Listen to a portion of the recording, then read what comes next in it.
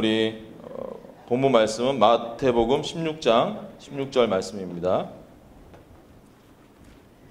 우리 신약성경 27페이지 마태복음 16장 16절 말씀을 한 목소리로 같이 읽겠습니다. 시작. 시몬 베드로가 대답하여 이르되 주는 그리스도시요 살아계신 하나님의 아들이시니이다. 아멘. 네, 그렇습니다. 오늘 저는 우리 조순희 권사님의 대표 기도를 듣고 깜짝 놀랐습니다. 아니, 저분이 어떻게 내가 설교하려고 하는 내용과 주제를 어떻게 알았을까? 우리 조순희 권사님께서 아마 대표 기도를 앞두고 정말 뜨겁게 기도하시다가 또 성령의 감동으로 계시를 받았다고 저는 생각을 합니다.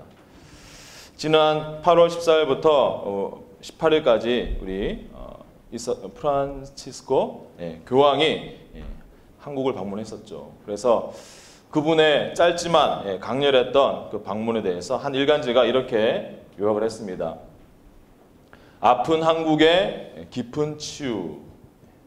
세월호 참사 이후에 누구에게도 위로받지 못하고 기댈 곳 없었던 우리 국민들이 오랜만에 참 어른, 참 지도자를 만난 듯이 우리 천주교인이든 또는 천주교인이 아니든 상관없이 우리 프란치스코 교황에 우리가 열광했던 것을 보게 됩니다.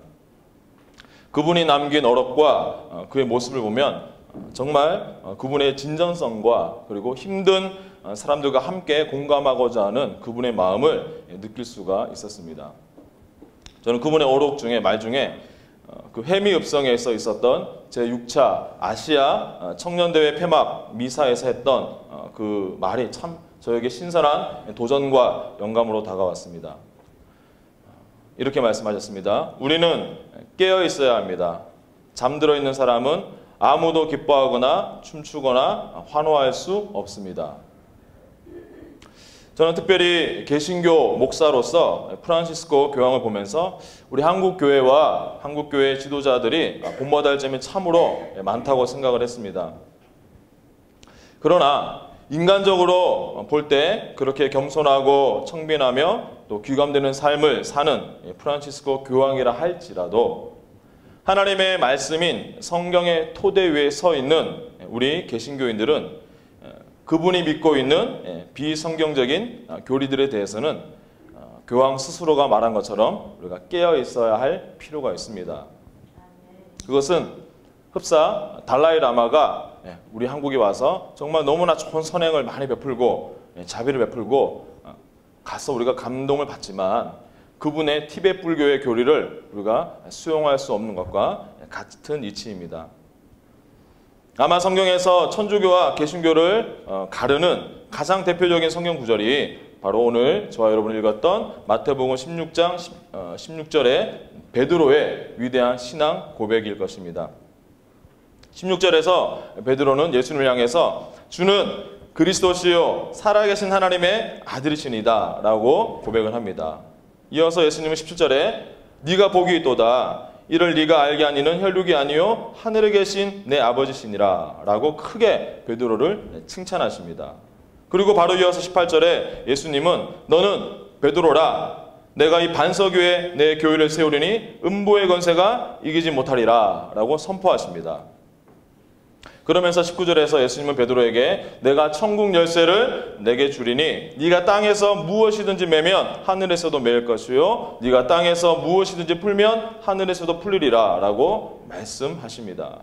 천주교에서는 바로 이 18절에 너는 베드로라 내가 이 반석 위에 라는 이 말씀을 즉 이 반석을 베드로라고 해석을 해서 예수님이 바로 이 사도 베드로 위에 교회를 세우셨다 이렇게 해석을 하고 있습니다.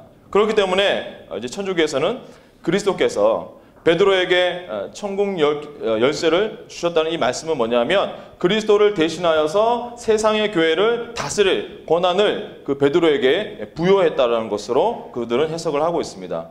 그렇기 때문에 교황이 바로 그 베드로의 후계자라고 하면서 절대권을 가지고 그리스도의 지상 대리자로 추앙받고 있습니다. 그러나 이 본문에 대한 천주교의 성경 해석은 옳지 않습니다. 왜냐하면 성경 원어 해석상 베드로와 반석이 같을 수가 없습니다. 자, 베드로는 헬라어로 페트로스라는 이제 헬라어로 이 원문에 쓰여져 있는데, 이 페트로스라는 단어는 헬라어 문법 안에서는 이것이 남성 명사이고 그 뜻이 돌, 스톤이라는 뜻입니다. 거기에 반해서 이 반석이란 말은 헬라어로 페트라. 헬라어 문법에서는 이것은 여성 명사이고 그 뜻은 돌보다도 훨씬 큰 바위를 우리가 뜻할 때 쓰는 단어입니다.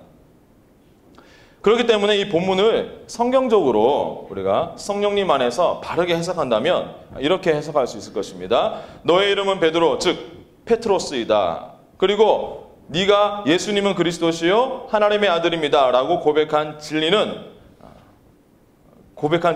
반석, 즉 페트라이다. 내가 이 반석, 페트라, 그 고백 위에 내 교회를 세우리라 라는 뜻으로 우리가 해석할 수가 있습니다. 자, 이렇게 교회의 기초에 대한 가장 기본적인 교리에서부터 이렇게 전혀 다르게 믿고 있기 때문에 천주교는 당연히 우리 개신교와 많은 그 다른 신앙의 교리들이 있습니다.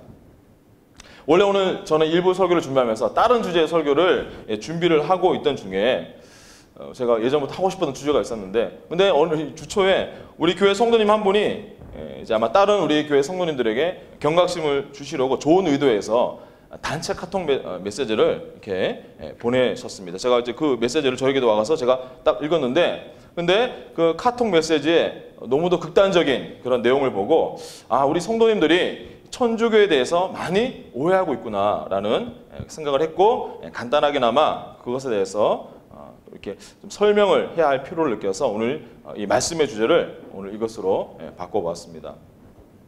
저는 천주교가 우리 개신교 신앙과 크게 다른 7가지 대표적인 믿음에 대해서 간단하게 나누겠습니다. 첫 번째, 천주교에서는 우리 개신교와는 굉장히 많이 다른 신을 믿고 있습니다.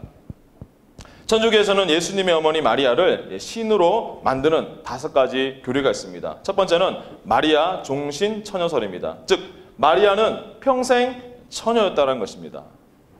두 번째는 마리아는 하나님과 본체의 신 예수님의 어머니이시기 때문에 결국 마리아는 하나님의 어머니다 라고 그들은 말합니다.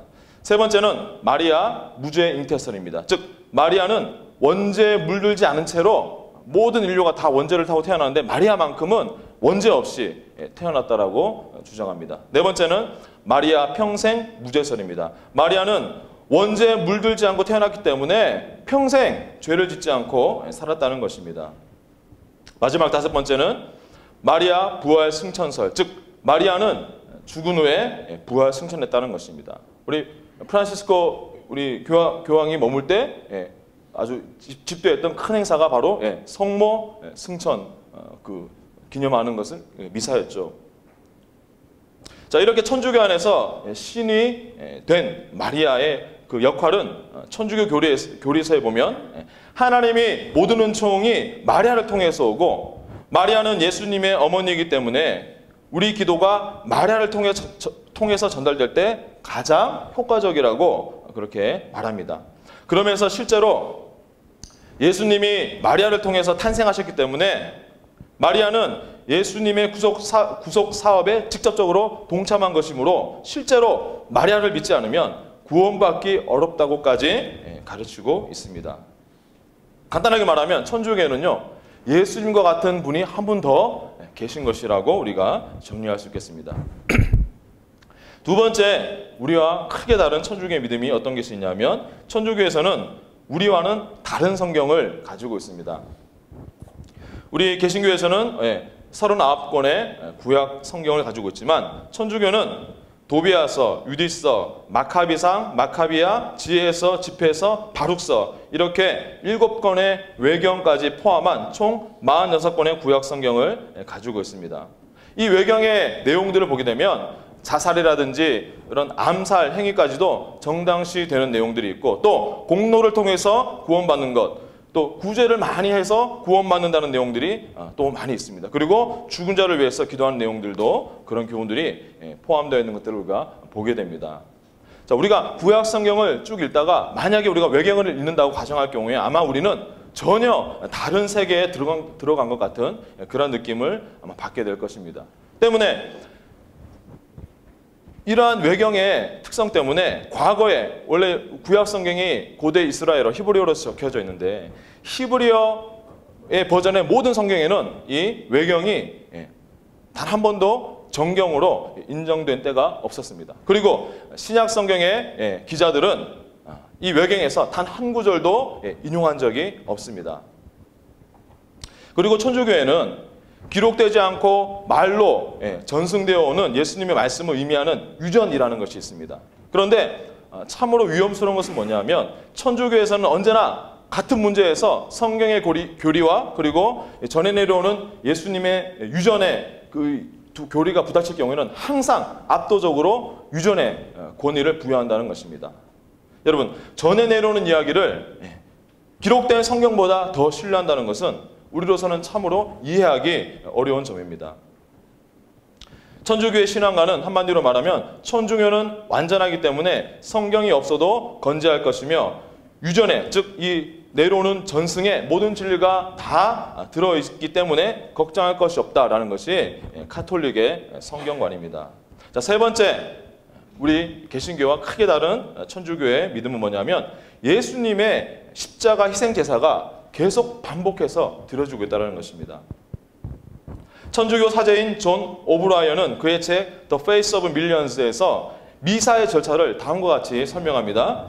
사제가 성찬식을 선언할 때 그는 하늘에 올라가서 그리스도가 그의 보좌로부터 내려오게 하여 인간의 죄를 위한 희생제물로 다시 드려질 수 있도록 그를 우리의 제단으로 모셔오게 된다. 그것은 성모 마리아의 능력보다 더 강력한 것이다. 성모 마리아는 그리스도께서 성육신하기 위하여 한 번만 매개적인 역할을 한 반면에 사제는 그리스도를 하늘로부터 모셔와서 인간의 죄를 위한 영원한 희생제물로 제단에 세운다. 한 번만이 아니라 수천 번을 말이다. 사제가 말을 할 때면 보라, 영원하고 전지전능한 하나님이신 그리스도께서 사제의 명령에 겸손한 순종으로 그의 머리를 숙이신다. 지금 이 설명을 간단히 요약하면 무슨 말이냐면 천주교에서는 떡 성만찬 미사 때마다 드리는 이 떡과 포도주 성만찬식 때 이 떡과 포도주는 사제가 축도하는 그 순간에 예수님의 실제 몸과 피로 변한다는 화채설을 그들은 믿고 있기 때문에 그것을 기반으로 하고 있기 때문에 신부가 미사를 행할 때마다 예수 그리스도를 제물로 다시 드리는 일을 반복함으로써 매번 예수님의 갈보리 십자가 희생제사를 재현하고 있다고 그들은 말하고 있습니다. 이것은 우리가 신약성경의 히브리서에서 말씀하고 있는 예수님의 단 한 번의 영원히 우리의 죄값을 치르신 예수님의 영단번의 제사를 부인하는 그런 교리라고 우리는 이해할 수 있을 것입니다.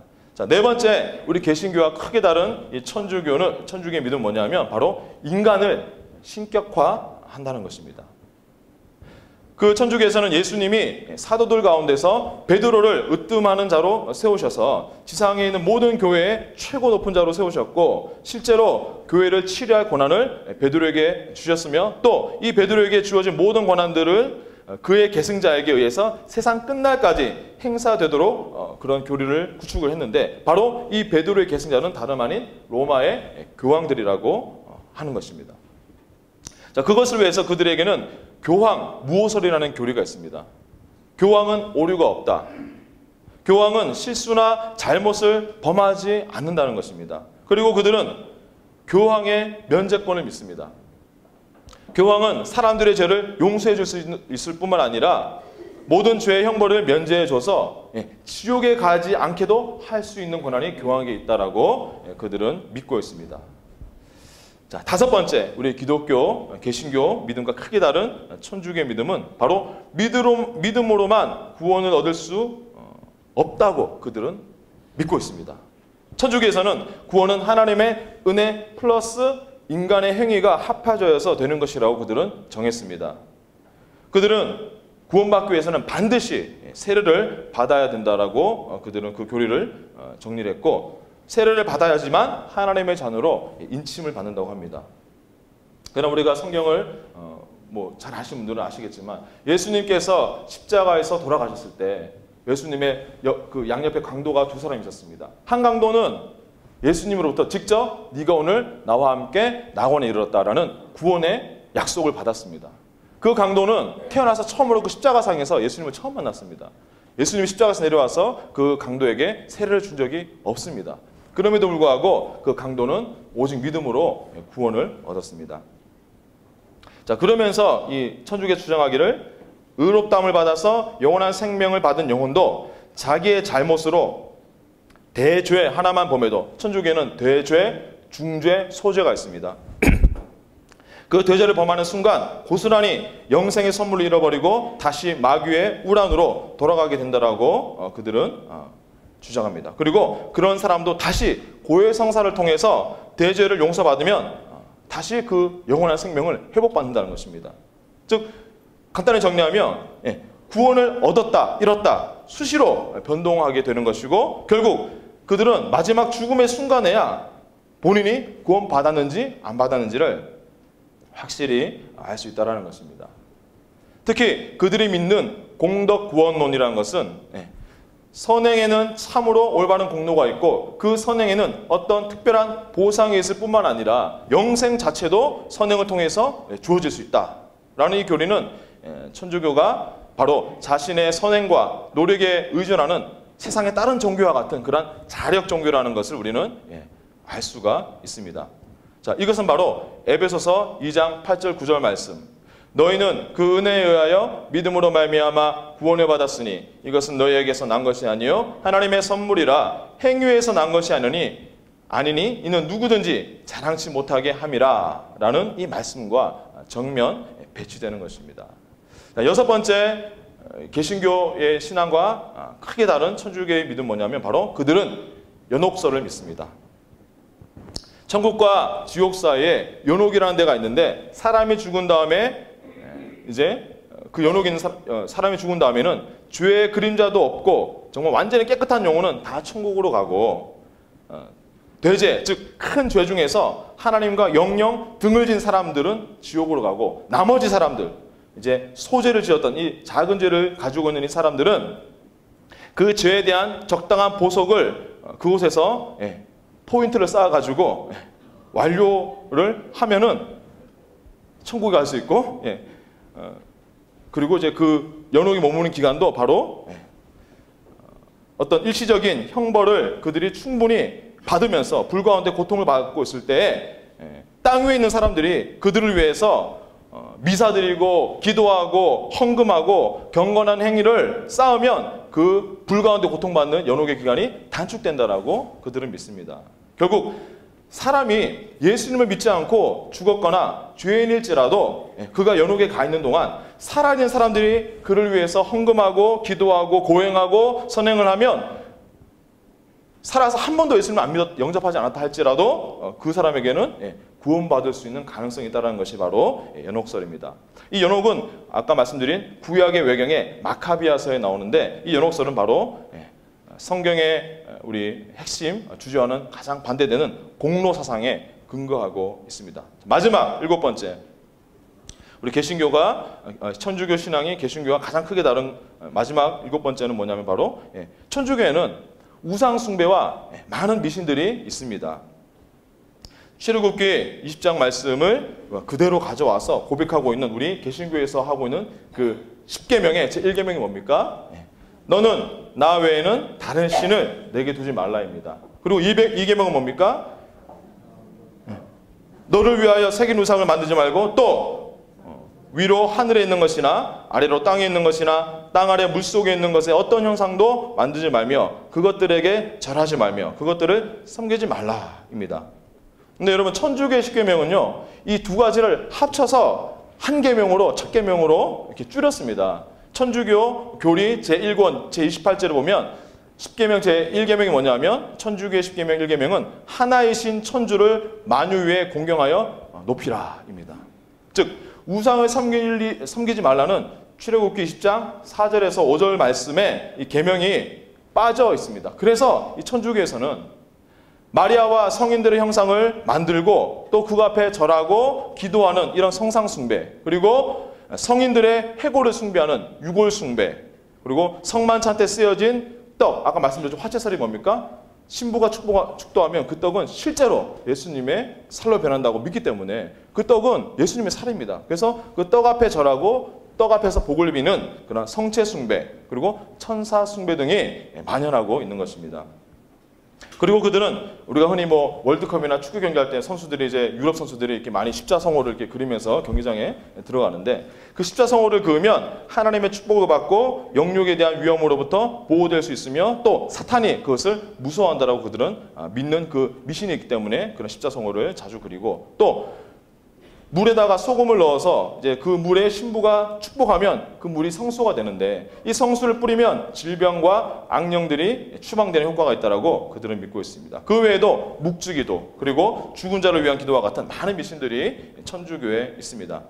아마 기독교 역사가 아니라 그냥 일반적인 세계 역사를 객관적으로 본다 할지라도 우리는 왜 하나님께서 500년 전에 이 천주교 전통으로부터 루터를 통해서 오직 믿음, 오직 은혜, 오직 성경을 외치면서 종교개혁을 일으킬 수밖에 없었는지를 우리는 알 수 있을 것입니다.